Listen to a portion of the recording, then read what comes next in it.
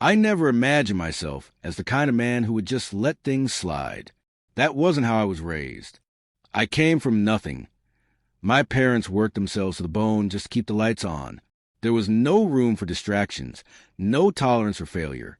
The only thing that mattered was survival, and I carried that mindset with me my entire life. Through every struggle, every hardship, I pushed forward. I provided. I sacrificed.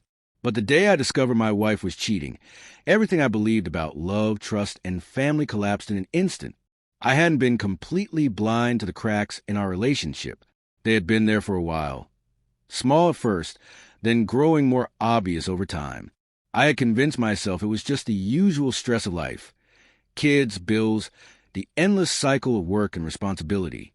But deep down, I knew something was off. I just didn't want to admit it. Her name was Claire. When I met her, I thought she was everything I had ever wanted: smart, beautiful, kind. She filled a space in my life I hadn't even realized was empty.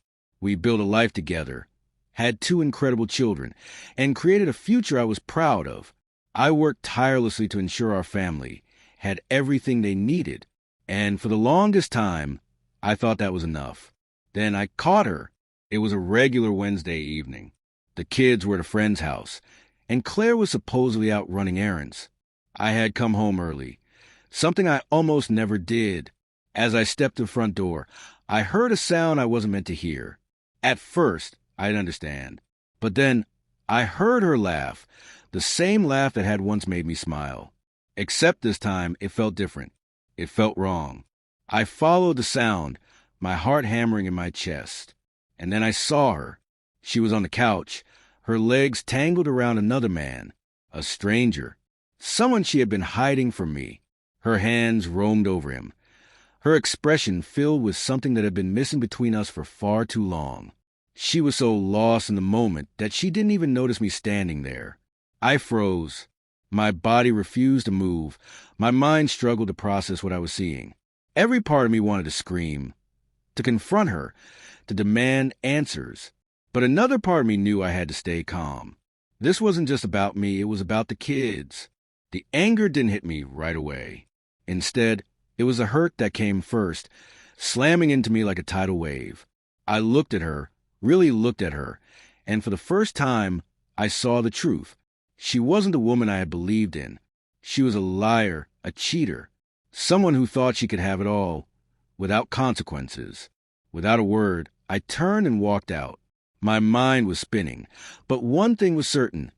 I wasn't going to be the man she expected me to be. I wasn't going to pretend this never happened. For the next hour, I wandered to the neighborhood, trying to keep the rage inside me from boiling over. But no matter how hard I tried, I couldn't erase the image of her with him. My wife, the mother of my children, the woman I had built a life with, and it was all a lie. By the time I returned to the house, I wasn't the same man who had left. I wasn't the quiet, passive husband she had taken for granted. I was someone else, someone ready to take back control. I walked straight to the front door and changed the locks. It didn't matter that she wasn't home yet. I wasn't going to wait around for her to return and pretend nothing had happened. She had made her choice, and now I was making mine. Upstairs, I packed only the essentials: clothes, toiletries, a few pictures of the kids. Nothing else mattered. I didn't need anything else. Then I went to my children's room. They were sound asleep, blissfully unaware of the storm about to hit. I kissed them both on the forehead, silently promising that I would protect them from the pain as much as I could. I packed their things, gathered everything we needed, and walked out of that house. Claire wouldn't know where we had gone. She wouldn't even realize we were gone until it was too late. I didn't want it to come to this. I didn't want to tear our family apart, but she had left me no choice. She had broken our trust, and I wasn't going to stay and let her shatter me any further. I called a close friend, someone I knew I could rely on. I told him everything. About Claire, about what I had seen, about the unbearable weight in my chest. He listened quietly, offering words of support, but I could tell he understood. "Take your time," he said. "We'll get through this together." I drove for hours, just me and the kids, letting the silence settle over us. I couldn't bear to think about the home we had left behind. I couldn't think about Claire. All that mattered was the future. When I finally stopped, we ended up at a small motel. It wasn't anything special, but it was safe. And for now, that was enough. I wasn't ready to go back. I wasn't ready to let her find me. The next few days passed in a haze of anger, disbelief, and pain. I kept replaying everything in my mind.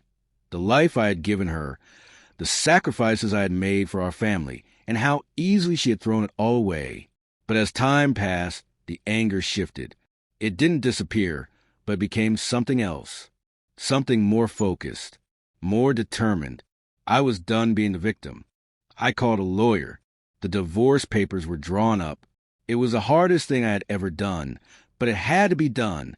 I had spent too many years making excuses for her, ignoring the warning signs. No more. A few days later, I took the kids back to the house to face her. When I walked through the door, she was standing there, her face pale with shock. "Where are the kids?" she asked, her voice unsteady. "They're with me," I said flatly. "We're not coming back." She tried to apologize, tried to explain, but I wasn't interested in hearing it. Her words meant nothing now. I met her gaze, my voice cold and firm. "You made your choice, Claire. Now I'm making mine." She cried. She begged. But I didn't care. The truth was clear. She had destroyed everything we had, and there was no going back. The divorce was finalized a few months later. The house was sold. I made sure the kids had everything they needed. Claire fought for custody, for alimony, for anything she could cling to. But in the end, she lost. She lost it all. As for me, I moved on. I started over. It wasn't easy, nothing ever is, but I learned something in the process. Sometimes, the only way to move forward is to leave behind everything that holds you back. I wasn't going to stay in a marriage built on lies. I wasn't going to be someone's doormat. I changed the locks. I took the kids. I walked away.